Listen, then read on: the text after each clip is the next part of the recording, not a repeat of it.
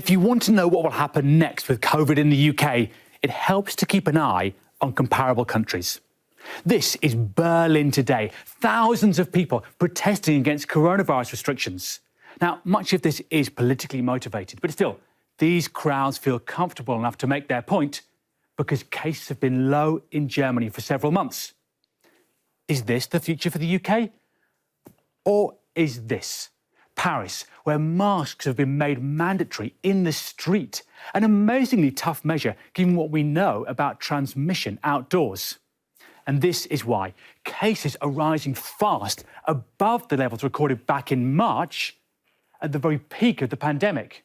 And it's the same in Spain, which recorded almost 10,000 cases on Friday, its most ever. Although we need to be careful. Both countries are testing so much more that they're discovering many more cases, including many milder ones. In many ways, this is a false comparison. The situation is different now, and you can see that in this graph of French deaths. Look, this time round, deaths aren't rising in line with cases. Look, they're so low down here. And that might be because there's a lag, but it might also be because this time round, infections are in younger people who aren't as affected as severely by the virus. Although the worry is that it will start in younger people, then seep into the more vulnerable areas of the population. And you might have to introduce another national lockdown. So what does that mean for the UK, where we still have local restrictions in places like Oldham? The UK R number is still around 1, and the surveys where we test the same people week after week show cases declining.